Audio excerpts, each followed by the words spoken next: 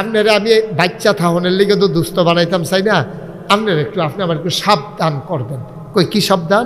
কই মরার আগে আপনি আমার 3 মাসে 3টা ডাক দিয়া কইবেন, দোস্ত 3 মাস, আর 1 মাস গেল, দোস্ত আর 2 মাস, দোস্ত আর 1 মাস, আমি যেন সাবধান হইতে পারি। সুবহানাল্লাহ বলবেন না? ও দোস্ত, সময় আসলে নিয়ে যাবেন, কিন্তু 3 মাসে 3টা ওয়ার্নিং দিবেন। আমরা যেমন বিমানে যখন আমরা যাই, বিভিন্ন জায়গায় ক্রস করার সময় ওয়ার্নিং দেওয়া হয়, বলা হয় আর মাত্র এত কিলো বাকি, আমরা কিছুক্ষণের মাঝে ল্যান্ড করব। যারা হজের নিয়ত করবেন তারা তাড়াতাড়ি ওমরা হজের নিয়ত করে ফেলেন। আমরা আমাদের কি বলে যে মিকাত পার হচ্ছি, এই ঠিকানা যেখান থেকে এহরাম এর নিয়ত করা লাগে, আমরা পার হচ্ছি, এটা সাবধান করে দেয়। ডাক দেওয়া কই, দোস্ত আপনি আমার 3 বার ডাক দেবেন, আমি যেন মৃত্যুর আগে প্রস্তুতি নিয়ে যেন মরতে পারি। ঠিক আছে, এই শর্তে দুস্থ হওয়া গেল। দেখা গেল একদিন আজরাইল আইসা কয়, দোস্ত চলেন যাই। সুবহানাল্লাহ কইতেন না? কথা কইেন না? ওয়াজ করবে না? করলে করেন না, অসুবিধা কি? আমি একলা করুন লাগবো এমন কোনো কথা আছে নাকি? কথা কথা বলো কেন? তো উঠতে গেছে আমি কিতা করতাম? আবার বয়স্ক মানুষ উঠতে গিয়া বইছে, তো তোর সমস্যা কিতা? তুই হাবার লগে ফুলিয়ে ফানা করে স্কুটি, তুই রাজার লগে হাজার দৈরার লগে এটাই দি কই ইনকাম ট্যাক্স, কই 3 কম 100, কই হেবাটা কই তুই? আমরা বয়স হয়েছে না, এবারে যে রয়েছে, তুই এই বয়সে মাহফিলে আয়ুষ কিনা তোর হলে তো আমার সন্দেহ লাগতেছে। অবশ্যই এই বয়সে আইব না কিতে শৈলবেলা কই তালে বুতে তারা তো আইসে হনো আগের দিনের মুরব্বী দিকে আইসে। মার হাবা কর কয়বার না? 3 বার ওয়ার্নিং দিব। কয়বার? 3 বার। উমা কোনো ওয়ার্নিং টর্নিং কিছু না, চলবে একদিন আইয়া সেটা কই দুস্থ লন চলেন না, কোনো ওয়ার্নিং নাই, কোনো ডাকসাপ নাই, কই চলেন আপনার সময় হয়ে গেছে। ইদ্রিস আলাইহিস সালাম চমকায় উঠে, তিনি থমকে উঠলেন। তিনি ডাক দেওয়া কয়, ও দুস্থ, এই জন্য আপনার লগে দুস্থি পাচ্ছিলাম, কথা না হইল 3 মাসে 3 বার ডাক দেবেন, আপনি কোনো ওয়ার্নিং দিলেন না, সতর্ক করলেন না, হঠাৎ করে বলেন চলেন যাই। বুঝলাম না কারবারটা। আমি 3টা ডাক দিছি, আপনি বোধহয় দুনিয়ার খেয়ালে আর খেয়াল করতে পারেন নাই। নবীরে কয়, ইদ্রিস নবীরে কবি 3 বার ডাক দিছি, আপনি বোধহয় খেয়াল করেন নাই, ডাক শুনেন নাই। কয় বলেন কি আপনি ডাক দেবেন? আমি শুনবো না। কয় কবে ডাক দিছিলেন? কয় আপনার মাথার চুল দেয়া কি সাদা আসিল না কালা আসিল? কয় আগে তো কালা আসিল। কয় এখন কেমন? কয় এখন সাদা হইছে। কয় যেই দিন আপনার চুলগুলা কাল সাদা হওয়া শুরু হয়েছে ওই দিনে তো প্রথম ডাকটা। আপনি এরপরেও বুঝেন না কেরে, কালা চুল সাদা বানাইলাম, বোঝা দরকার ছিল আপনি দুনিয়ায় থাকবেন না। এটা আমার প্রথম ডাক, এটা ছিল আমার প্রথম ডাক। আপনার কালো চুলটা যেই দিন প্রথম সাদা চুলটা দেখছেন সেদিনই বুঝালাও নাসির, আরে সময় বোধহয় নাই রে, কালা চুল সাদা হইছে, আমারও বোধহয় সময় গড়াইছে, এটা আপনি বোঝা দরকার ছিল। আমি প্রথম ডাকটা দিছি কালা চুলটা সাদা বানাইয়া। আপনি ডাক খেয়াল না করলে আমি কিতা করা? আমি কি আহি আপনার ডাহাডাহি করা? আমি ডাক দিয়ে গেছি, আপনি এত গাড়া দুনিয়া লই এত ফাগল হইছেন, দুনিয়া নিয়ে আপনি এত ইয়া করছেন, আপনি ডাক শুনেন না? আপনার চুলগুলো যখন সাদা হয় আপনি বুঝেন না এই দুনিয়ায় থাকবেন না? এটা যেমন ইদ্রিস নবীর জন্য সাবধান, এটা তো লতিফ স্যারের জন্য সাবধান, এটা তো আমার হাশেম স্যারের জন্য সাবধান। দাড়ি যেমন আসিল না আমার হাশেম স্যারের, কালো কালো দাড়ি ছিল, সাদা হয়ে গেল। লতিফ স্যারের দাড়ি মাইদি দিয়া ভিতরে দিয়া কয়েকটা কালা আছে, অধিকাংশ তো সাদা হয়ে গেল। আব্বা বুঝতে হবে আর কোনো রং ধরবে না, এই একটাই রং কালো থেকে সাদা, অর্থাৎ এটা একটা ওয়ার্নিং, তোমার সময় অতি কাছাকাছি চলে যাওয়া লাগবে। আমরা দুনিয়া নিয়ে এমন পাগল, দাড়ি পাকা মানুষগুলো যখন অন্যায় করে রে, কলজায় মানে না রে নবীজি কয় জুয়ানে দুষ করলে আমার তো খারাপ লাগে না, কিন্তু বুড়া বেড়ায় যখন গোনা করে কলজায় মানে না। এবারে কোন সাহসে গোনা করে? জুয়ানের তো একটা সাহস আছে, তার শৈল শক্তি আছে, তা মনে করে বোধহয় আরও বাঁচবো না, মরবো পরের কথা। কিন্তু বুড়া বেড়ার আমি সাদা বানাই দিলাম, তারপরেও যখন গোনা করে তার হলে আমার বেশি জিদ উড়ে, কয় সাংঘাতিক রাগ হই আমি তার প্রতি। বুড়া বেড়ায় আল্লাহ না চিনলে আর চিনবো আল্লাহ কবে, আর কবে চিনবো? বুড়োইও চিনে না, এরপরে আর চিনবো কবে? ও 10 বছর আগে যেটারে ন্যায় মনে হইছে 10 বছর পরে আমার কাছে এটা অন্যায়ের মতো লাগে। 10 বছর পরে আগে যেটারে ন্যায় মনে হইছে এখন এই কথাটা কইতে অন্যায় মনে হয়। 10 বছর আগে কেউ যখন জিজ্ঞেসে কি ধরে, তা আমিও লগে লগেছি কিতাবা, তো এইটা তখন মনে হইছে ন্যায়, ঠিকই তো আছে, তে আমার যেমনি কইছে আমি তার এমনি লইয়া পড়ছি। কিন্তু অহন মনে হয় তে না বুঝে না, আমি কেমনে বুঝি না, এখন মনে হয় আমার এটা ঠিক হয়। 10 বছর পরে আমার কাছে মনে হয় আমার মতো মানুষে ওই হেতার মতো কথা কন না। আমি রিক্সাওয়ালা না তো, রিক্সাওয়ালায় তোমার লগে সেদ্ধে হান্ডা স্বাভাবিক, তে সারাদিন রিক্সা চালায়, রইদে ফুরে ঘাম ফরে, ঠিক মতো খানা নাই, তে সেদ্ধে হানের আগে তুমি তারে থাপড়া দিয়া লাও, তাইলে তুমি আর তারতে ভালো কো, তুমি আরও তারতে খারাপে না, ঠিক কিনা কও?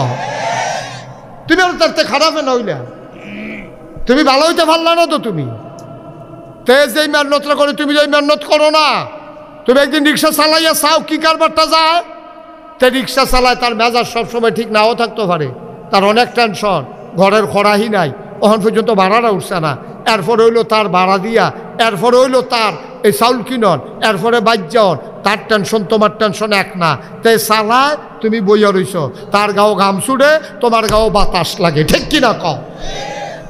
এরপরে তুমি কথায় কথায় তারে থাবড়া দিয়া লাইছো, কথায় কথায় তারে ঘুষি দিয়া লাইছো, তুমি কত বড় অন্যায় করছো তুমি কি বুঝছো? ওই যে কইলাম 10 বছর আগে যেটারে ন্যায় মনে করছি 10 বছর পরে এটারে অহন অন্যায় লাগে। 10 বছর আগে 10 বছর আগে যেটারে রিক্সাওয়ালা 2 টাকা বেশি ভাড়া চাইলে সে 2 টাকা যাইতো গা, যে হ্যাঁ তুই ন্যায্য ভাড়া চাস্তা 2 টাকা বেশি চাইলি গেলে, অহন মনে হয় 2টাতে হাত দেয় তারে দিই। সময় এমনই হয়, সময় এমনই হয়। কিন্তু আমরা দেখেন কি নাদান মানুষ, কি নাদান মানুষ। ও মুসলমান মন দিয়ে শুনুক, ওই বুঝলাম কালো দাড়ি যখন সাদা হয়েছে আপনি বুঝছেন আমার 1 নাম্বার ডাক দিছেন, 2 নাম্বার ডাকটা দিছিলেন কবে? আপনার মনে নাই? আপনার দাঁতগুলা কত শক্ত ছিল, হাড্ডি চাবাইয়া খাইতে পারতেন, আর আজকে আপনি হাড্ডি খাবেন দূরের কথা, আজকে গোশতটা খাইতে পারেন না, শক্ত দাঁতগুলা ফালাই দিলাম। সেই দিন বোঝা দরকার ছিল, এটা 2 নাম্বার ওয়ার্নিং, আপনার দুনিয়ায় বেশি দিন থাকবেন না। কয় বুঝলাম। 3 নাম্বার ডাকটা দিছেন কবে? আপনার চামড়া এখন যেমন ছিল আর এখন যেমন আছে আগে কি তেমন ছিল? কয় না ভাই, আগে তো টান টান চামড়া ছিল, আগে গোসল অজু করলে গাল বেয়ে বেয়ে পানিগুলা পড়ে যেত, এখন ভাজে ভাজে পানি আটকে যায়। কয় আর পরেও বুঝেন নাই, আপনার যার সময় নাই। 3টা ডাক আমি 3 বারে দিছি, আপনি খেয়াল করেন নাই। আপনি দুনিয়ার চিন্তা ছেড়ে মগ্ন হয়ে আছেন, পরকালের চিন্তা আপনার মাথায় আসে নাই, ঠিক কিনা ভাই? তাইলে 1 নাম্বারে আমরা আমানত রাখবো আমাদের 5 ওয়াক্ত নামাজ। তোমরা এখন মনে করতে আসো, আমার যারা কলজার টুকরা যুবক, তোরা মনে করতে আসো তোরা নামাজের কথা কেউ কইলে তোরা আইস দিয়া কস, আর নামাজের এই সময় কি আমরা ফলাইন মানুষ না, আব্বা তো পরে হন, আমিও তো আব্বার মতো হইলে ফুটালাম। আব্বা তোরে কেডাই কইছে তুই আব্বার মতো হইবি? তোর এই গ্যারান্টিটা কে দিছে তোরে যে তুই আব্বার মতো হইবি? এই গ্যারান্টি তোরে দিছে কারা? তুই তো নামাজের এই যে তুই এই কথাটা কইলি যে আব্বার মতো হইলে আমিও পড়া, তুই আব্বার মতো বয়স পাইবি, এর আগে তুই মরতি না, এই কথা কইছি। এই জীবনে বয়স্ক মানুষের যত জানাজা পড়ছি, ফলাফাইনের জানাজা কোনো অংশ কম পড়ি না। আমি অনেক ছেলেদের জানাজা পড়ছি সেগুলো বয়সে আমার চাইতে ছোট, এরকম জানাজা আমি অনেক পড়ছি। তাহলে 1 নাম্বারে নামাজ কয় ওয়াক্ত? কথা কয় না, কয় ওয়াক্ত? আমরা পারবো না ইনশাআল্লাহ? কথা কেনা পারবো না ইনশাআল্লাহ? আপনি নামাজটা ধরেন, নামাজ বিচারবেন। আমার এক আত্মীয়, উনি দেশে থাকা অবস্থায় নামাজ রোজার প্রতি এত মনোযোগী ছিল না। আমি অনেকবার সোহেল কইছি, ভাই কোন দিন মরেছে জ্ঞান, ফলাফল মানুষ ঠিক আছে, মরবেন তো নামাজটা ধরেন। সুবহানাল্লাহ কইতেন না? আর একটু কথা একটু মনোযোগ দিয়ে শুনে, বয়স কম ফলাফল মানুষ। আমি কইছি ওনারে আত্মীয়, আমরা অনেকবার কইছি যে ভাই আপনি নামাজটা পড়েন, 5 ওয়াক্ত নামাজটা ধরেন। হ্যাঁ পড়াম ধরাম, খালি খামখেয়ালি। এরপরে চলে গেছে বিদেশ। কিছুদিন আগে হঠাৎ করে আমার কাছে ফোন দেয়া কয়, হুজুর ভাই আপনি যে আমার বারবার কইতেন নামাজের কথা, আমি তো তখন নামাজ পড়ছি না, এখন আল্লাহ করলে আমি 5 ওয়াক্ত নামাজ পড়ি, তাহাজ্জুদ পড়ি, চাশত পড়ি, দোহা পড়ি। আচ্ছা আর কোনো নামাজ আসেনি যেটা ফরজ যায়? সুবহানাল্লাহ কইতেন না? যেটা কইতেন না সুবহানাল্লাহ? আমি তখন সব নামাজ পড়ি, আমি 5 ওয়াক্ত নামাজ পড়ি, তাহিয়াতুল ওযু পড়ি, দুখুলুল মসজিদ পড়ি, আমি ওয়াজিব পড়ি, সুন্নত পড়ি, নফল পড়ি, আমি মুস্তাহাব পড়ি, আমি বিচারা নামাজ পড়ি, তাহাজ্জুদ পড়ি শেষ রাত্রে, তারপরে এশরাক পড়ি, ফজরের নামাজ পড়িয়া এশরাকের নামাজ পড়ি। আর কোনো নামাজ নাই যেটা ফরজ যায়। সুবহানাল্লাহ কইতেন না? আমার চোখে পানি চলে আসছে। আরে আমি কত বুঝাইছি নামাজের লাগিয়া, নামাজ পড়ছেন আর ওহন নিজে বিচারে আর কোনো নামাজ আসেনি। যখন জিব্বাত মজা লাগিয়া যাইয়া, এটা এমনই মজা। সুবহানাল্লাহ কইতেন না? কষ্ট হইতেছে আপনাদের না? ছেড়ে দেওয়া দরকার। তারে বোয়ান না বোয়ান, আরে এখন তাইকা যারা উঠবো সোহা, তারার কোনো বিচার হইতো না। যারা লগের তো উঠবো বিচার হইব তারা। যেবারে উঠছে এবারে তো বুঝে না, বুঝলে তো উঠলো না। ওই আমরা যারা বুঝি, আমরা লগে তো এবারে উঠতে গেল, আমরা কই আসতাম দাফনা দুফনা বাড়ি টনতে কি করতাম না, তারা হতাইলেই তুই তারে। কারণ চিনি আই শুনা, ওই চিনি যদি কেউ ইচ্ছা করে খায়, এটা কি তিতা না মিঠা রে? কথা বলে তিতা না মিঠা? চিনি যদি কেউ ইচ্ছা কইরা চুরি কইরা বয়মতে নিজের হাতে লইয়া মুহ দিয়া খাইতে আছে, কি তিতা লাগে না মিঠা লাগে? এখন তে চিনি খাইতো চায় না, তার ওই দুইজনে যাত্রা দিয়া ধরছে, ফালার লগে ফিসমরা বান্ধিয়া তারে হতাইছে তেমনি খাইতাম না কয়েছে সিফা দিয়ে ধরে রাখছে, তারে সামিজ দিয়া আড়া দিয়া কুদ্দুর যদি লাগাই দেওয়ান যায়, তিতা না মিঠা? কথা কয় না তো? আরে জুড়ে কর না। বলে চিনি ইচ্ছা করে খাইলেও মিঠা, তারে বাইন্দা খাওয়াইলেও মিঠা। ওয়াজ এমন একটা জিনিস, সে মন দিয়া বইয়া শুনলে নিজের থেকে এটাও বালা, তারে বাইন্দা রেখে হরলেও উপকারে ঠিক নি রে? আমরা যখন বুঝ জ্বালাইছি ওয়াজটা দরকার আছে, তখন নামাজের কথা আইতে আছে, বেনামাজির কাছে তো আমার কথাটি বেশি ভালো লাগতো না। তো মাত্র শুরু হয়েছে নামাজের কথা, আরও যে কত কথা আইব দেখবা, হাতে কইব সব দিয়ে আমারে কইতে আছে। তোমারে না, আমি আজমালি কইয়া যাইতাছি, তুমি ফরোনা দেখা তোমার উপরে পড়তে আস, ঠিক কিনা কম? তাহলে 1 নম্বরে কি এই নামাজের কথা কোরআন শরীফও নাই। খুব খেয়াল করে শুনে, আপনি ঈমান আনার পরে আপনি যখন বলবেন লা ইলাহা মুহাম্মাদুর, এইটার পরে 1 নম্বর কাজ হলো নামাজ। আপনি ফোনে একটা, খুব খেয়াল করেন, ফোনে একটা আপনি মুসলমান হয়েছেন, কয়টা? কাফেরেতে ফোনে একটা মুসলমান হয়েছে, ঠিক এই টাইমে ব্যাপারে মুসলমানরা কলমাটা পড়ে আসছে, এই টাইমে আজানটা দিছে। আজানের লগে লগে তোমার দায়িত্ব হলো 1 নম্বর কাজ, তোমার নামাজ আদায় করা। সুবহানাল্লাহ বলবেন না? আল্লাহর নবী কয় মান তারাকা সালাতা মুতাআম্মাদান ফাকাদ কাফারা, যে ব্যক্তি ইচ্ছাকৃত নামাজ ছেড়ে দেবে, মানুষটা সাথে সাথে কাফের হয়ে যাবে। বলো নাউজুবিল্লাহ। অপূর্ণমতির মুসলমান, মন দিয়ে শুনো রে ভাই, লম্বা সময় না, সামান্য আর একটু সময়। আমরা তো একদিন ছিলাম না, এখন আছি, একদিন থাকবো না। আল্লাহ নবী কয় ইচ্ছাকৃত নামাজ ছেড়ে দেওয়া, অস্বীকার করা সব শেষ। আমাদের দেশের মানুষ ফরজ এর চাইতে সুন্নত নফলের লাগে আমরা দেশের তারা টান বেশি। আমরা দেশের তারা ফরজের লেগে তো টান নাই, নফলের লেগে মুস্তাহাবের লেগে যত টান, এই কথাটা খুব মনোযোগের সাথে শোনা দরকার আছে। বলে হুজুরের কিতা কইলেন বুঝলাম না। এটা হইল নামাজ পড়া 5 ওয়াক্ত, এটা কি নফল না ফরজ? আমার কথা নফল না ফরজ? দাড়ি রাখা কি? দাড়ি রাখা কি? অথবা সর্বোচ্চ আপনি বলতে পারবেন ওয়াজিব। দাড়ি রাখা সুন্নত, না হইলে ওয়াজিব সর্বোচ্চ।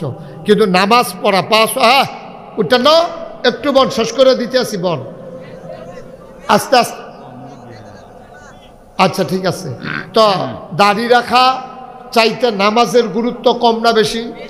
তো আপনারা কি এটা দিয়ে এটা বুঝছেন যে হুজুরে কইছে নামাজ পড়লে আর দাড়ি রাখতো না? আপনি কি এটা নিয়ে বুঝছেন আমার কথা? নামাজের জায়গাত নামাজ, দাড়ির জায়গাত দাড়ি। তবে মনে রাখেন, আপনি সারা জীবন আমরা দেশ নফলের লেগে দেখবেন পাগল, এবারে ফাগরি বান্ধনের লেগে কত আয়োজন করতে আছে, তারপরে গিয়া এবারে নফল নামাজ বইয়া কত ফেরেশান, এবারে তসবি পকেটতে হালায় না, অথচ এবারের কাছে আরেকবারে ঠেহা পায়, এই ঠেহা দেওয়ানের নামগন্ধ নেই। এই টাকার জন্য আপনি যদি তসবি না পড়েন, আল্লাহ যদি মনে করে আপনারা জান্নাত দিয়ে দিব, দিয়া লইতে পারবো। কিন্তু যদি একবারে আপনার কাছে টাকা পায় আর টাকাটা আপনি দেন নাই, খোদার কসম আপনি জান্নাতে যেতে পারবেন না যতক্ষণ ওই লোকটা আপনাকে মাফ না করবে। ঠিক কিনা কম? আরো সহজ করে কই, মনে করেন আমার থেকে 500 টাকা সুহেল হাওলাত নিছে কুমিল্লা শহর। সুহেলে দেখা গো হুজুর শর্মের কথা কিছু মনে করেন না, আমার আটকা কুমিল্লা যাইছি, অন্যভাবে টাকা খরচ হয়ে গেছে গা। এখন দেখি যে সিএনজি ভাড়া, কথা কয় না কেউ, এখন দেখি সিএনজি ভাড়া। আরে তো বাইরে হইলে কি কথা কন যাইব? কয় প্যান্ডেলের বাইরে। তো ছোট মানুষ কয় হুজুর থাক কিছু করেন না, ছোট মানুষ আগুন লাগাই দিছে। তো ছোট মানুষ আগুন লাগাই দিলে কি কম ফুটবো? আগুন তো আগুনে। তো এটা প্যান্ডেলের ভিতরে আওয়াজ করলেও ক্ষতি, বাইরে আওয়াজ করলেও ক্ষতি। এই যে কলিজার টুকরা যুবক, এই যুবক, ও মাতে ফিরে না কেরে, তুমি চাইবে নাই ভাই? চাইতেও না, তে চাইলে যদি বইয়া লাউন লাগে, তা মনে করতেছে পারছেনি আমারে রাখতো, জিতছে, তুমি জিতছ, হ্যাঁ তুমি জিতছ বেড়ায়, হ্যাঁ যাও এবার যাও, জিতছে বেড়ায়। তা বাইক গিয়া কই রাখতে পারছি না আমারে, আই পড়ছি না সুইটা উঠা। তুমি জিতছ, তুমি যে কি ঠকানো ঠকছ সেই দিন এটা বুঝবা যেদিন আমরা সকলে দেয়া হইব। তুমি যে কি ঠকানো ঠকছ, প্রস্রাবের ব্যাগ হইলেই প্রস্রাব করা লাগে না, বা একটু সময় নিয়ে বসেন। এই কি করতেছ? প্রস্রাবের চাপ হইলেই 1-1.5 ঘন্টা রাখা যায়। ছেলে মানুষ তোমরা এত তাড়াহুড়ার কি? আমি কি সারা রাত বইয়ে থা? ধৈর্য ধরে বসো, বসবানি বসবো, বসবো আগে রাখছে আর কি, রাস্তা শেষ হইলে যেন তো গৈরান দিয়ে বাইক করে যায় কিছু। তো যেই কথাটা বলতেছিলাম একটু শুনেন, একটু খেয়াল করে শুনেন। আপনি সারা জীবনের নফল আপনি যদি একখানো করেন, সারা জীবনের তাসবিহ তাহলিল আপনি যদি ওজিফা কালাম একখানো করেন, আর যদি আপনার কাছে যাবার ঠেয়া পায়, ওই সুহেলের কথা কইতাম, সুহেলে আতকা আমার লোকে দেওয়া হয়েছে, ওরকম হুজুর আমার তো সবসময় ফকনো ঠেয়া থাকে, আর যদি খেয়াল করতাম পারছি না, মানি ব্যাগ আনতাম মনে নাই, আমি তো কিন্তু ফুনমতি যান সিএনজি ভাড়াটাও আনতাম মনে নাই, আপনার কাছে 500 টাকা হইব নি, আমি বিকাশে আবার আপনারা পাঠাই দেন। আমি যাচ্ছেন নেন না, যে 500 টাকা তো দিছি, এরও মনে নাই, আমারও আর মনে নাই। সুহেলের শরীর ভালো না, ডাক্তার আইছে, একেবারে আইসিউতে নেওয়ার অবস্থা, মনে করেন একেবারে জানডা আইয়ে যা আটকা মনে পড়ছে, আরে আমি না কুমিল্লার নাগেশের হুজুরের লোকে দেওয়া হয়েছিল, পরে 500 টাকা যে হাওলাত নিসলাম, টেহারা তো আমি আর দিতাম মনে হয়, হুজুরেও খুঁজছে না, আমিও দিলাম না। এখন আটকা মনে পড়ছে, পরে সুহেলের বউয়েরে কইছে হুজুরের নাম্বারটা কিন্তু লাগাওছেন, তো লাগাইছে। পরে সুহেলে কাঁদতেছে, হুজুর আপনি আমার খবর পাইছেন না, আমার তো নমুনা খারাপ, তা আমি একটা ফোন দিছি, দোয়া করেন। আর আমি যে 500 টাকা শাসন গাছা নিসলাম, টেহারা তো দিসলাম না, এই টেহারা হুজুর আমি আপনারে দেওয়ানের লিগে ফোন দিছি, কই ফাড়াইতাম আপনারে, বিকাশ নাম্বার আগেরটা ঠিক আছে নি নাকি অন্য নাম্বার আছে? তা আমারও কান্দাইয়া পড়ছে, সুহেলেও কান্দতে আছে।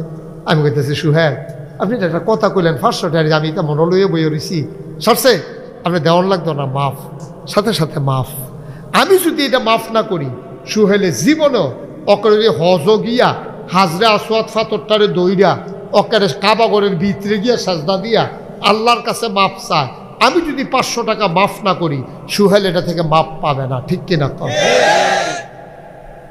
মুসলমান, আমার দেশের মানুষ ওই যে নফল লইয়া ফাড়াফাড়ি ফরজের খবর নাই। নোয়াখালীর হুজুর ওয়াজ করতে আছে, সারা জীবনের নফল মিলাইলে একটা ফরজ বানাইতে পারবা না। এখন আমরা এলাকার এক বেড়া খেলিয়াক হুজুর প্রশ্ন আছে, কত হইলে কি নফলডি ফাও গেল? জীবনে অনেক নফল ফললাম, নফলডি গেল কো? আপনি দূর কইয়া দেন কয়টা নফল মিলাইলে একটা ফরজ হয়? নোয়াখালীর হুজুরে জিগাইছে কয়টা নফল মিলাইলে একটা ফরজ হয়? হুজুরে কই জীবনে 40 বছর ধরে ওয়াজ করি, 30 বছর হয়েছে লেখাপড়া করলাম, কোনো কিতাবে তো এই কথা তো পাইছি না কয়টা নফল মিলাইলে একটা ফরজ বানান যায়। এই কথা তো জীবনে কোনোখানে পাইছি না। কি তার কইতা? হুজুরে ধুম ধরে বইয়া রয়েছে। হুজুরে বুঝছে এটা কিতাব দিয়ে হইতো না, এটা আহল খাটাইয়া জবাব দেওয়ান লাগবো। নোয়াখালীর তারা ডাব বেশি খায় তো, তার আয়োডিন বেশি, বুদ্ধিও বেশি। সেই হুজুরে বুদ্ধি করে সেটা কয় কি তারা জিজ্ঞেসলেন? কয় জিজ্ঞেসলাম হুজুর কয়টা নফল মিলাইলে একটা ফরজ হয়? হুজুরে আইস দিয়া কয় যতটা সুবারি গাছ মিলাইলে একটা নারকেল গাছ হয়।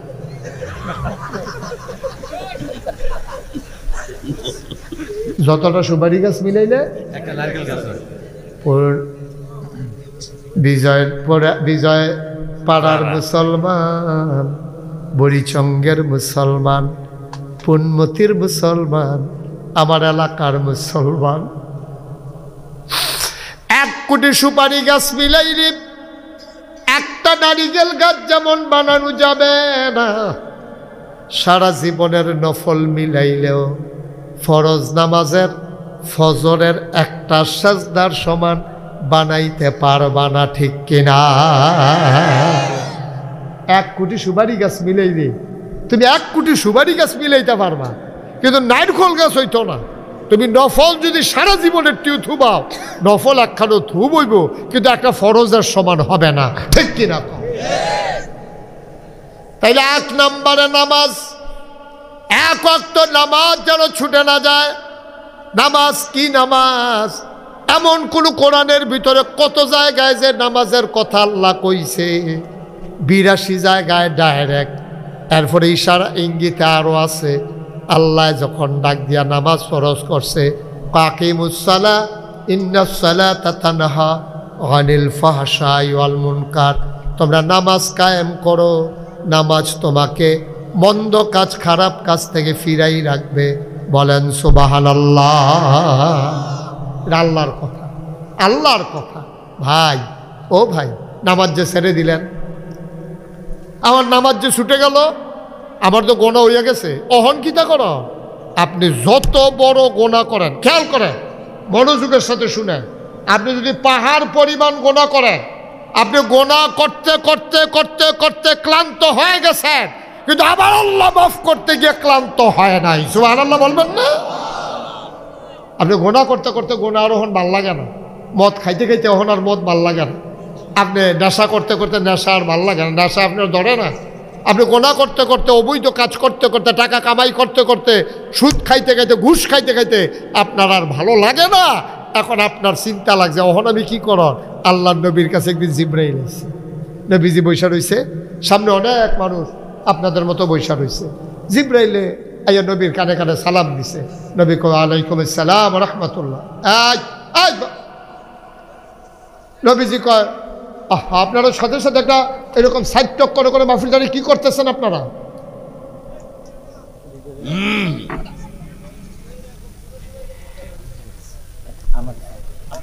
আমিন কন, জোরে কন, আরো জোরে।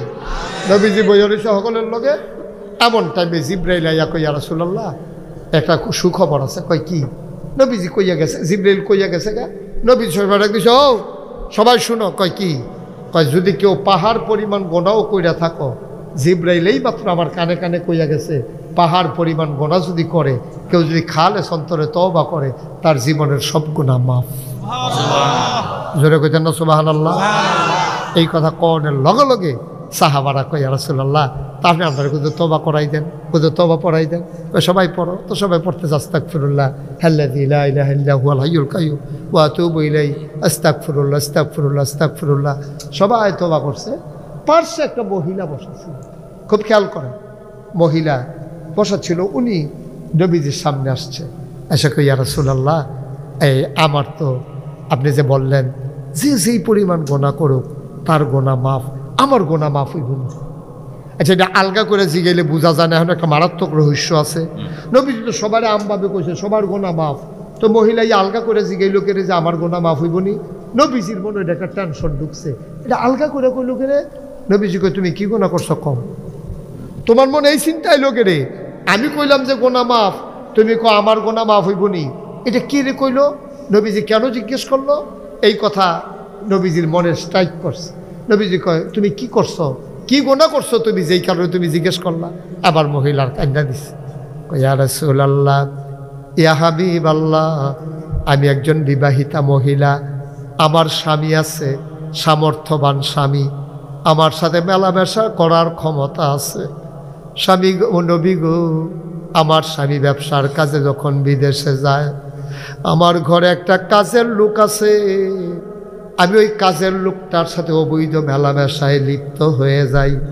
আমার স্বামী থাকার পরে আমি যেই কাজটা করলাম, এই জন্য আমার টেনশন, আমার গুনাহ জানি মাফ হবে কি না।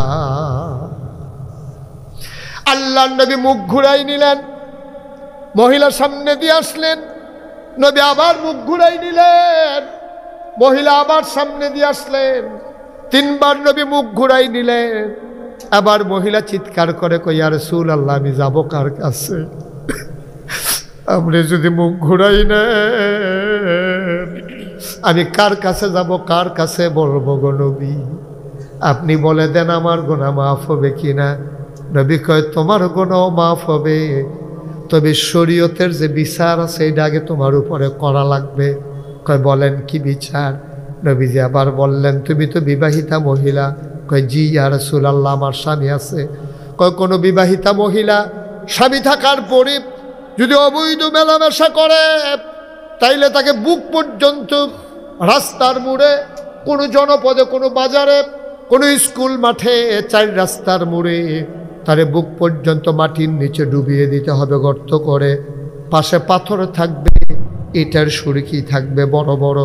সবাই যাওয়ার সময় একটা করে ঢিল মারবে, যতক্ষণ তোমার মৃত্যু না হয় ঢিল মারা চলতেই থাকবে।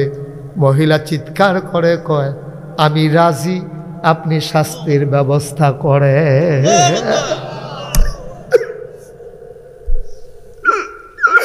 আমি রাজি, আমি জাহান্নামে না করে যাওয়ার চাইতে দুনিয়ায় ঢিল খাওয়া মেরে মরে যাওয়া অনেক ভালো গো নবী। আমি শুনেছি জাহান্নামের ভিতরে নাকি রক্ত আর পুষ খাইতে দেবে। নবী গো, ও নবী, আমি শাস্তি নিতে চাই, তাড়াতাড়ি বলেন গর্ত করার জন্যে। নবী বললেন, শোনো শোনো শোনো, গর্ত করার আগে তোমার সাথে আমার কথা আছে। তুমি যে মেলামেশা করেছো, তোমার গর্ভে কোনো সন্তান এসেছে নাকি? কয়, হ্যাঁ ইয়া রাসূলুল্লাহ, আমি সন্তান সম্ভবা, আমার পেটে সন্তান চলে এসেছে। কি নবী রে? নবী ডাক দেয়া কয়, এখন যদি তোমারে শাস্তি দেই তাইলে তুমি তো মরে যাবা, পেটের বাচ্চাও মরে যাবে। এটা তো মোটেও সুন্দর হবে না, ইসলাম মানে না। অন্যায় করেছো তুমি, পেটের বাচ্চা তো কোনো অন্যায় করে নাই। পেটের বাচ্চা আগে দুনিয়াতে আসুক, তারপরে তোমারে আমি তোমারে শাস্তি দেব, তার আগে না। মহিলা চলে গেলেন, বাচ্চা হয়ে গেল। টানা পেঁচাইয়া রক্তমাখা শরীর দিয়া আল্লাহর নবীর দরবারে মহিলা হাজির। আল্লাহর নবী কয়, তুমি কি? ইয়া রাসূলুল্লাহ, আমি সেই মহিলা 10 মাস 10 দিন আগে এসেছিলাম আপনার কাছে শাস্তি নেওয়ার জন্যে। আপনি আমারে শাস্তি দেন নাই, বলেছিলেন বাচ্চা দুনিয়াতে আসলে শাস্তি দেবেন। এই যে দেখেন বাচ্চা এসে গেছে, এবার যদি আমারে শাস্তি দেন শুধু আমি মরব, বাচ্চা মরবে না। সুবহানাল্লাহ, সুবহানাল্লাহ।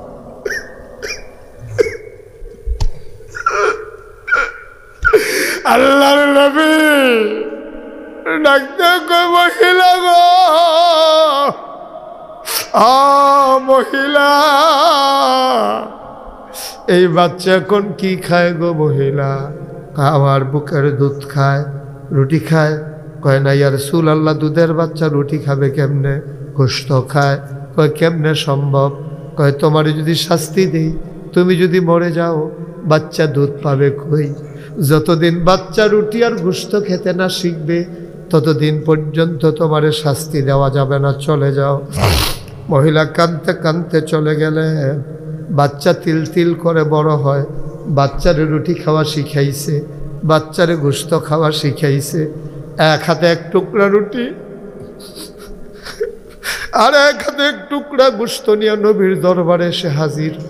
আল্লাহ নবী কয়, তুমি কে মহিলা? তোমারে চিনলাম না। কই ইয়া রাসূলুল্লাহ, আপনি আমাকে ভুলে গেছেন।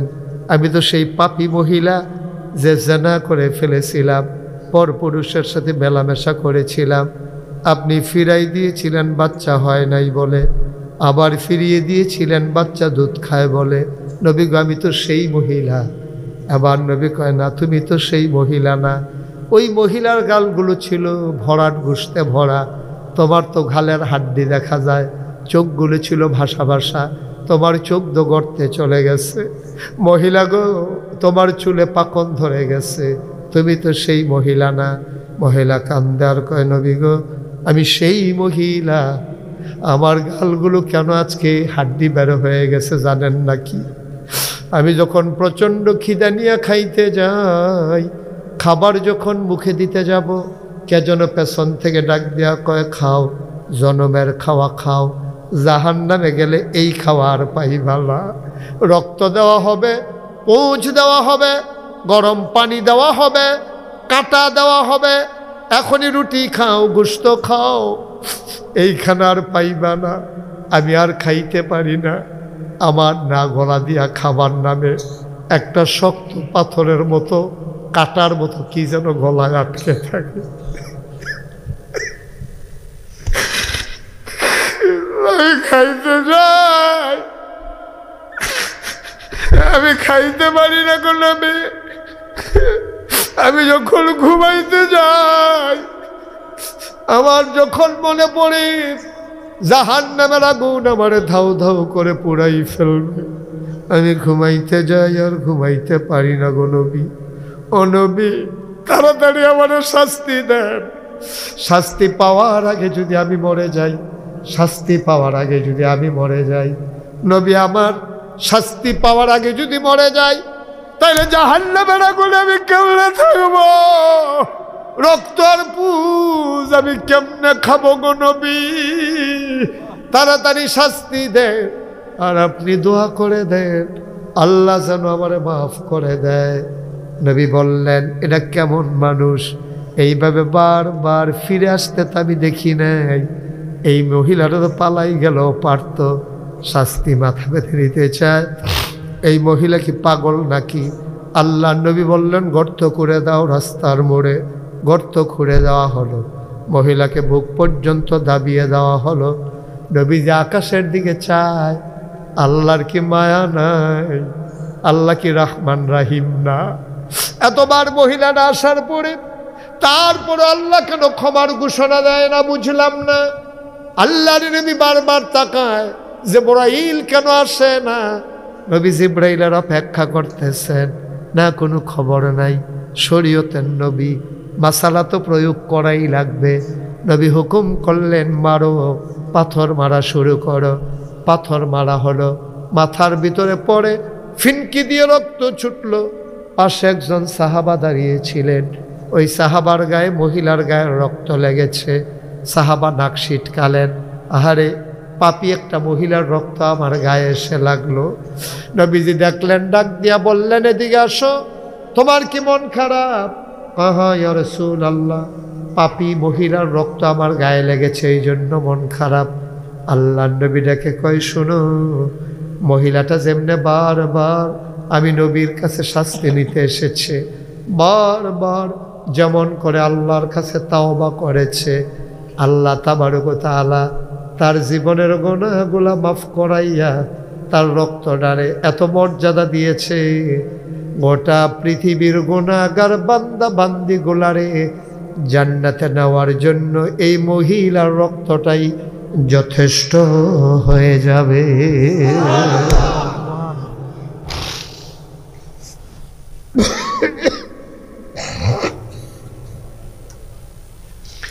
বিজয় পাড়ার মানুষ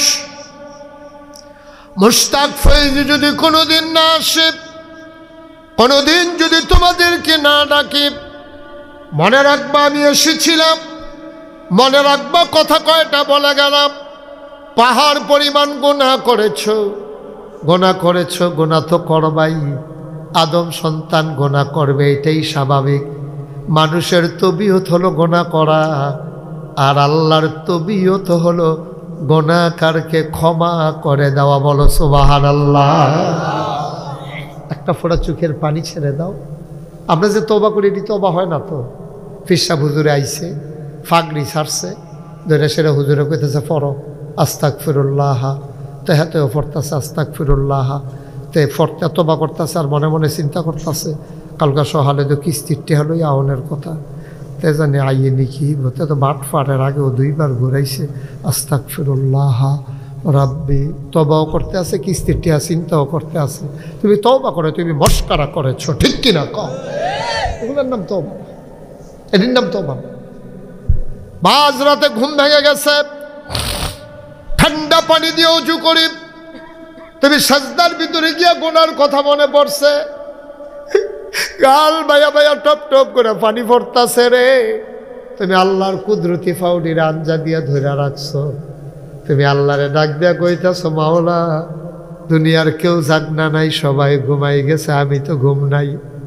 মাওলা আমি ছাড়া তোমারে ডাকার মতো অনেক আল্লাহ আছে, বান্দা আছে গো, কিন্তু আমি খেয়াল করে দেখলাম আমি ছাড়া তোমারে ডাকার মতো বান্দা আছে, কিন্তু তুমি ছাড়া আমার আর একটাও আল্লাহ না।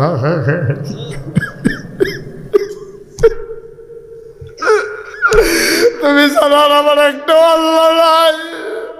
তুমি যদি লাথি মেরে তাড়াইয়া দাও আমার আর যাওয়ার জায়গা নাই গো আল্লাহ। বিজয় পাড়ার মানুষ, ও আমার মায়েরা, ও আমার পর্দার আড়ালের মায়েরা, 34 বছর মুশতাক ফয়েজি মাহফিল করি, মাহফিলে কদম দিলে মাহফিলটার ওজন বুঝি। আজকে কেন জানি মন সাক্ষী দিছে রে, তোমাদের মাহফিল আমার আল্লাহ কবুল করে নিয়েছে। একটা লোকও দয়া করে উঠো না, যারা গেছো গেছো, ভালো কাজ করো নাই, ভালো কাজ করো নাই বাবা। প্রত্যেক দিন এখানে মাহফিল হয় না তো, বছরে একবার সুযোগ পাও, সারাটা বছর তো ঘুমাই নেই, তোমার কেউ ডাক দেয় না তো, আড্ডা মারছো, মোবাইল চালাইছো, চায়ের স্টলে বইয়া বইয়া সময় কাটাইছো, বিড়ি খাইছো বইয়া বইয়া, কেউ তোমার ডাক দিছে না। বছরে একটা রাত মাহফিল হয়, তুমি যাওয়ানের লেগে পাগল হয়ে গেছো গা, তুমি এখান থেকে বাড়িয়ে যাইতে পারবে, এটা তোমার গ্যারান্টি দিছি। আমার নিজের জীবনের ঘটনা শুনে মাহফিল ওয়াজ করতে আসি, এই খালি বাড়ি জেগে তো বিল্লা সেগুল ভাই এরকম এমনিতে উবুত তৈয়া আগাইতে আছে সাইডের ভাই, আমি দেখকেও ডাক দিই না, আমি কোথায় কান্দাটা গিয়া মুখ তো যখন কান্দা বরাবর গেছে, আমি কেনা কইছি পরে যে ফাল দিয়া হেলো পড়ছে যে হ্যাঁ, তারা প্যান্ডেল করণের লেগে আশা বাসা লাই রাখছে, প্যান্ডেল করে যেডি উফুটছে, প্যান্ডেল করে যেডি উফুটছে আশা বাসটি যে হালাই রাখছে, তে যখন ফাল দিয়া গিয়া পড়ছে, ফইলে নতুন লুঙ্গিটা সেরেট করে নাই, উষ্টা খাইয়া বুইডাঙ্গুলের নোকটা উল্লে গেছে, সেরেট করে রক্ত ছুটছে, তারে দৌড়াইয়া নিচে হাসপাতালে নিতে ধরে ডাক্তার ব্যান্ডেজ কইরা তার ফাও একটা নালগি দিয়া রাখছে, নিচের ফেল নামাইলে রক্ত ছুটে, উফের ফেল নামাইয়া কোনো মতো রক্তটা বন্ধ করাইয়া তোতে ব্যান্ডেজ করে সারছে। পরে কয় স্যার যাই পাও না, ঘেরিলে যাবার রক্ত ছুট, কই কী করতাম, এমনি কতক্ষণ থাহেন রয়েছে 3 ঘন্টা। মাহফিল শেষ হয়েছে, আমরা আখিরি মোনাজাত কইরা আমি বাইতাইয়া ফুটছি, হ্যাঁ তারা এলাকার তারা ঘুমেতে ঘুমাইয়া মাইদি দিয়ে ফেসাব করতে উঠছে, দেহে যেতে রিক্সা দিয়ে আইতে আছে। ইচ্ছা করলে তাড়াতাড়ি জায়গায় যায়, তো তুমি যে গিয়ে হাসপাতালে ভর্তি হয়ে থাকবো, আমরা গিয়ে ঘুমাইয়া উঠাম, তুমি গিয়ে আইবা রিক্সা দিয়ে কেরেন ক্রিং করে আইতে আছে। আরে বড় তুই ইচ্ছা করলে আগে যেতে পারতি না তো, চেষ্টা না করতে পারবি। দেওয়ানের মালিক কেন নাই? তুমি এখন এই জান্নাতের ভিতরে বইয়া রইছ না তুমি, তো তুমি খালি বাড়ি যে খেতে পেলো ধারণা করো। তোমার ব্যাপারে তো নবীজি ১,৫০০ বছর আগে কইছে, আল মুমিনু ফিল মসজিদে কাসসামাকে ফিল মায়ে ওয়াল মুনাফিকু ফিল মসজিদে কাত্তাইরে ফিল কাফাস। মুনাফিক যখন মসজিদও যায়, কোনো মজলিসও যায়, মুহাদ্দিসিনে কেরাম এটার ব্যাখ্যা দিছে, কয় দিনের আলোচনায় যখন মুমেন যায় তখন মোমেনে গভীর পানির ভিতরে মাছটা যেমন আরামে ধুম ধরে বইয়া থাকে, মোমেন মসজিদও গেলে, মাহফিলও গেলে, দিনই আলোচনায় গেলে, কোরআনের খতমে এমনি চুপ করে বইয়া বইয়া হুনে। ওয়াল মুনাফিকু ফিল মসজিদে কাত্তাইরে ফিল কাফাস। আর মুনাফিক যদি কোনো মতে কোনো কারণেতে মসজিদও যায়ও, খাসার ভিতরে পাখিটা যেমন বারণের লেগে ছটফট করে, তে খালি কোমমালা বাড়িব। তে অনেক সময় ইমাম সালাম ফিরানোর আগে তে সালাম ফিরে হ্যাঁ বেড়া আসসালামু আলাইকুম কইয়া সালাম ফিরানোর আগে তো ২-৩ বার চাইয়ালায় আবার ফিরাইয়ে। এই কারবারও বাংলাদেশও হয়, ঠিক কিনা কম? তো তাড়াহুড়া করে দিকে তা নাব্বা কয়টা বাজে রাইতে কারবারটা কি দেখেন। এখন আমরা সবাই মিল্লা তবা করার দরকার আছে।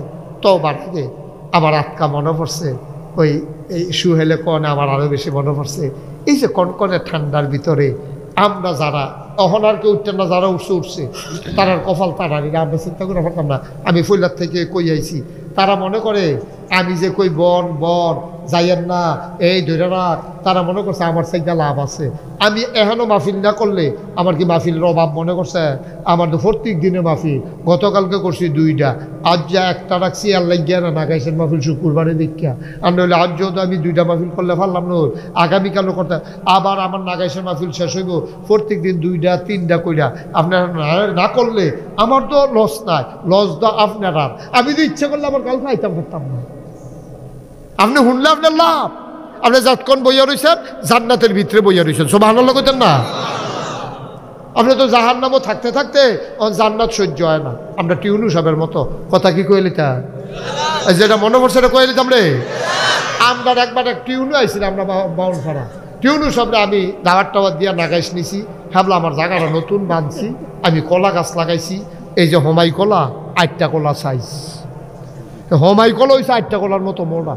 টিউনু সাহেবরে কইলাম যে টিউনু সাহেব নেন, এটা আমার নিজের গাছের কলা, আমার হাতে লাগাই না গাছের কলা, কোনো ফরমালিন টরমালিন ওষুধ মষুধ কিচ্ছু নাই, আর কোনো দোমা দিয়া পাইছি না, গাছ পাক না ফাইকা সরছে পরে বাদুরে 2টা খাইয়া সরছে পরে, এরপরে কাটছি। আপনি হাতে 2টা কলা খান, ওটা অসম্ভব। এই কলা খাওয়ানো যেত না। আমি কি আপনি এই কলা খাইতেন না? মানে ভালো কলা তৈরি কয় না, এর আগে ভালো কলা খাইছিলাম, আমার ক্ষতি হয়। আমি কিরে কয় যে ওই যে ভেজাল খাইতে খাইতে হন এরকম মেশিনটা হন এরকম হয়েছে, বালাটা দেওয়ানোর লগে লগে এটা সহ্য করতে পারে না।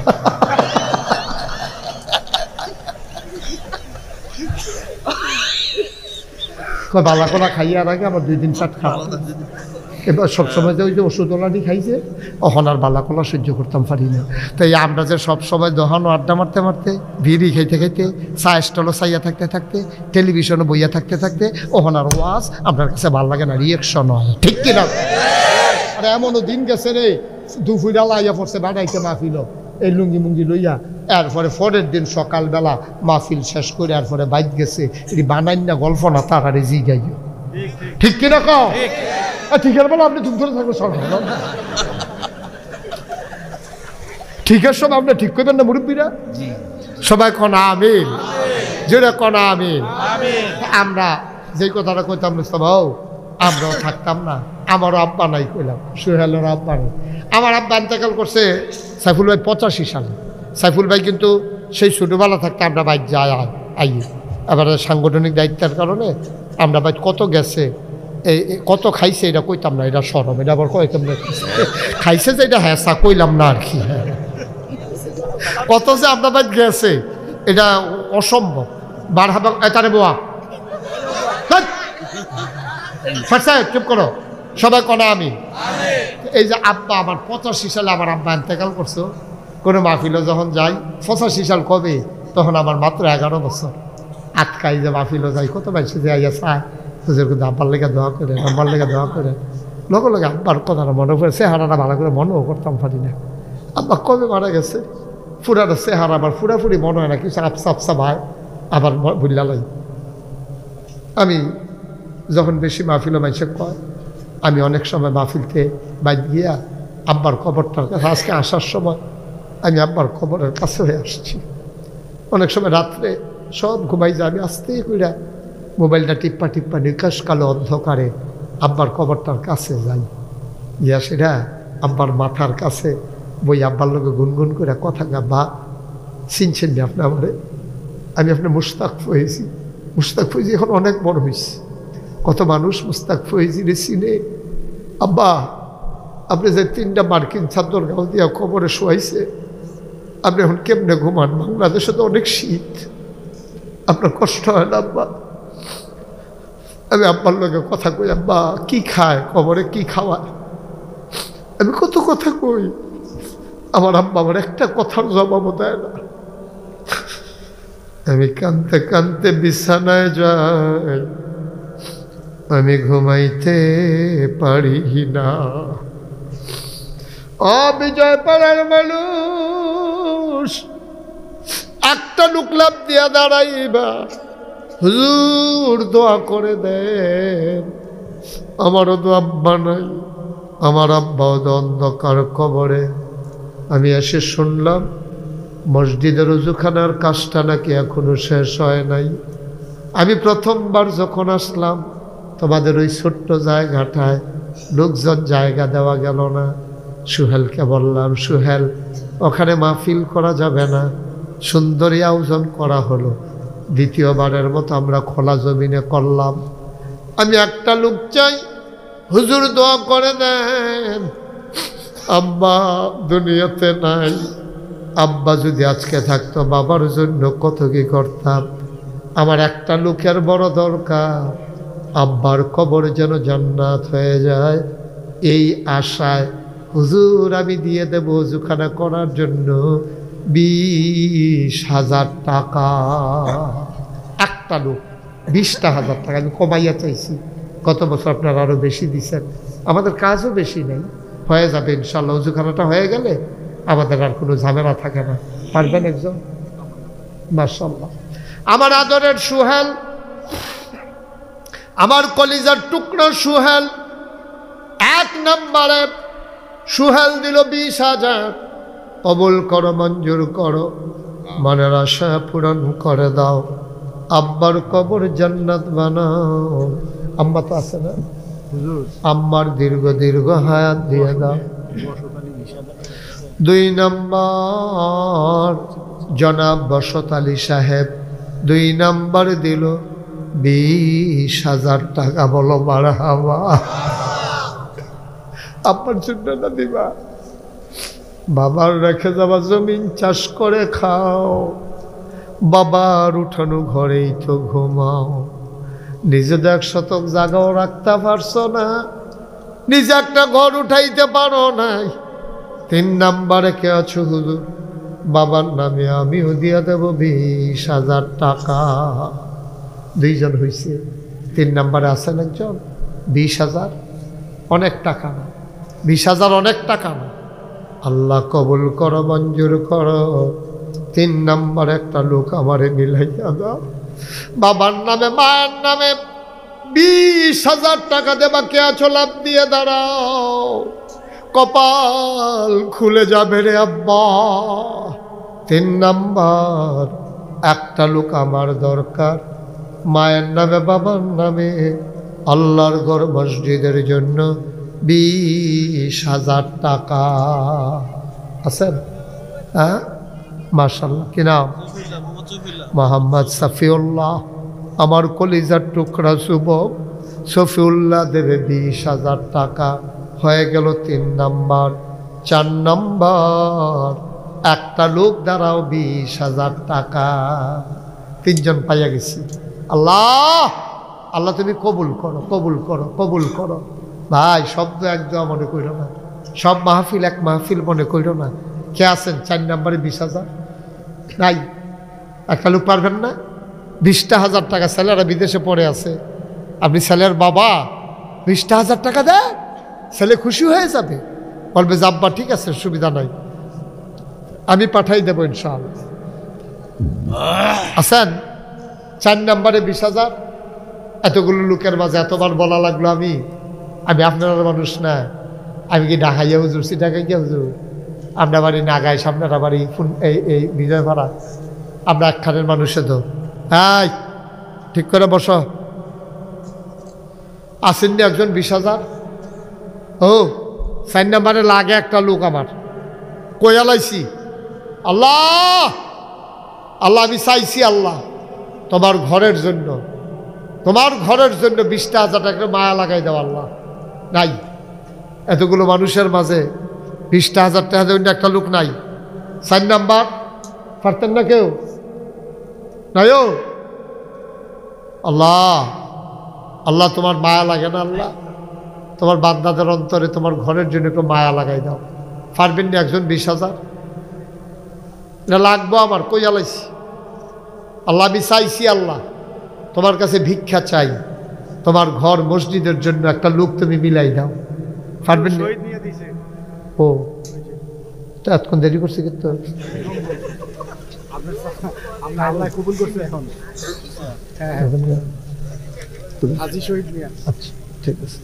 জনাব আলহাজ শহীদ মিয়া সাহেব, শহীদ মিয়া সাহেব 4 নম্বরে দিল 20,000। কবুল করো, মঞ্জুর করো, মনের আশা পূরণ করে দাও। লাস্ট ওয়ান, শেষ ভালো যার সব ভালো তার। আমি আর 5,000 চাইব না, একটা লোক লাগবেই লাগবে। আমি জানি না রে শেষটা কার কপালে আছে। একটা লোক দাঁড়াও হুজুর, আমিও দিয়ে দেব 20,000 টাকা। আছেন একজন? ও শেষটা একটা লোক পারতেন না একজন? শেষ ভালো যার সব ভালো তার, 20,000 একটা লোক আমার দরকার। ভাই উঠেন না, একটু সুযোগ দেন, আমার একটু সুযোগ দেন। হ্যাঁ কে আছে? 20,000?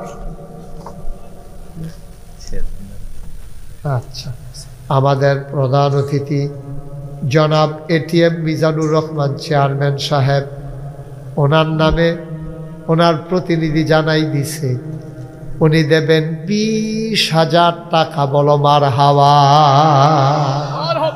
আল্লাহ যেন জনগণের খাদেম হিসেবে কবুল করে। সবাই কোন আমিন। এই যুবকেরা, কলজাগুলো আমার, তোমরা যে আমি কি মায়া করি, তোমরা টের পাও না? আমি ফলাফল মায়া করি বেশি। আমি বুড়া মানুষের বেশি আগে মায়া করতাম, তখন আর বেশি মায়া করি না। খেয়াল করে দেখছি মায়া করে লাভ কি? টেম্পার নাই তো। আমি যদি কই আইয়ার, তারা কয় যে যান আমরা আইতে আছি। আর ফলাফান্ডে যদি কয় আরে এটা আপনি ফিসে আইয়ান আমরা যাইতে আছি। পার্থক্য আসেনি রে? আমার যুবকগুলা যদি বদলে যায়, আমার বাংলাদেশ বদলে যাবে। ঠিক কিনা বলো?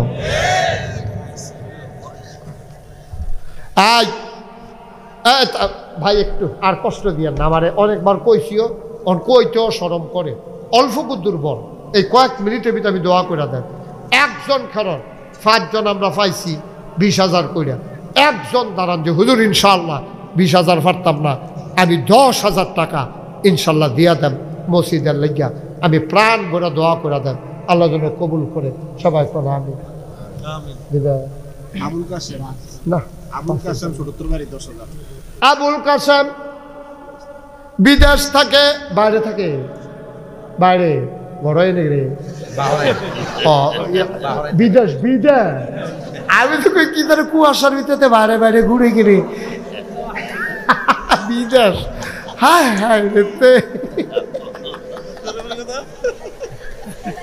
আমি তো যেই টেনশন হাতে এই ফায়দা গেতেছে, তো হাতে বাইরে থাকতে পারলে আমি বাড়ি হইলে দুষ্টা গীতা, তো এই কথা কইয়া বাড়ি যে গীতাছে।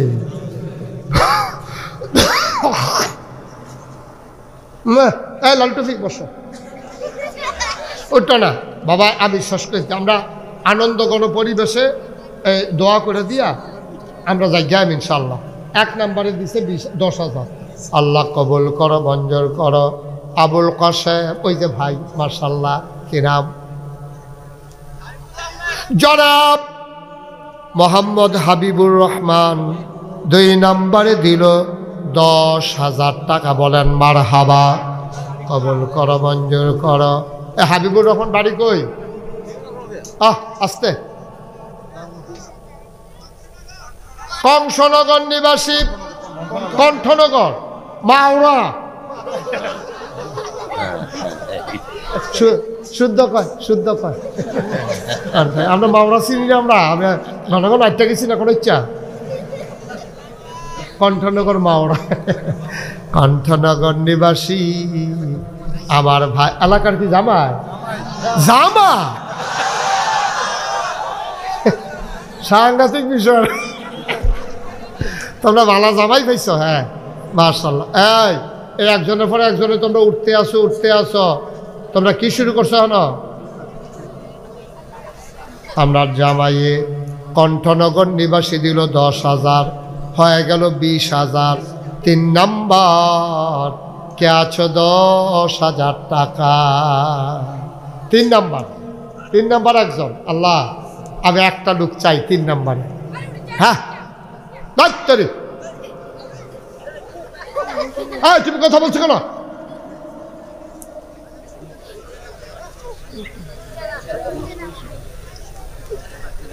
তিন নাম্বার কে আছেন? 10,000। একটা লোক আমার দরকার। নাই? 10,000 টাকা অনেক টাকা, মাশাআল্লাহ।